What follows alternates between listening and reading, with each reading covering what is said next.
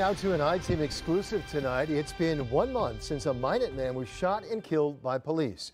For the first time, we're hearing from the family of Jason Gora.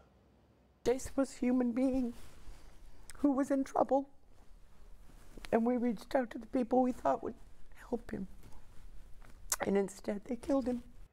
I-Team reporter John Chrysos discovers new information as police and the Attorney General's office continue to investigate what happened. Police describe this officer-involved shooting as an armed confrontation with a man in a compromised state of mind. But his family says he was just a guy who needed help.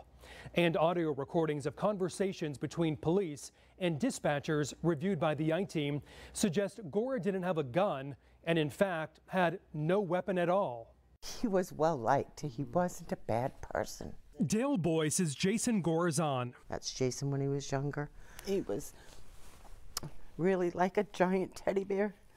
He was very sensitive, and I think that's what caused his depression. Boyce says her nephew was in a dark place. He and his wife had separated. He was having a hard time with that. She says things got so bad, Gora sent his brother a text saying, "Please take care of my son." He's running from the help, running to the only solution that he thinks he has is to end his life, to stop the pain. Growing more concerned, Gora's family called police, asking for help finding him. I had texted him when he was missing and said, "Please do not hurt yourself. I'm here. I'm always here." Sunday night, February 2nd, officers got information about where Gora was and tried to stop him, resulting in a chase. Police say Gora crossed the center line and collided with a Mechanic Falls police cruiser. You've got 8 or 9 police chasing a man who's in a mental state of despair.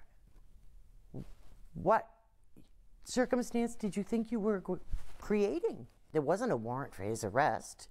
He hadn't robbed a bank. He hadn't threatened anybody. In a press release the day after the shooting, the Androscoggin County Sheriff's Office says Gora got out of his Jeep and engaged officers in an armed confrontation. That's when they say the officers shot and killed Gora. Does the family believe calling police was a mistake? Oh, definitely. Definitely. Because not that they intended to kill him that day, but they created the circumstance. Before the deadly shooting, Boyce says the family called 911 to tell dispatchers Gora didn't have a gun, confirmed in audio recordings obtained by the I-Team. He stated he does not have a gun anymore. His brother has it. Jason does not have a weapon. And to confirm he does not have the gun that Eric Gora has a gun.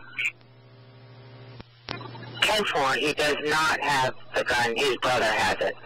The Androscoggin County Sheriff tells the I-Team the office is doing an internal investigation and the Attorney General's office is also investigating.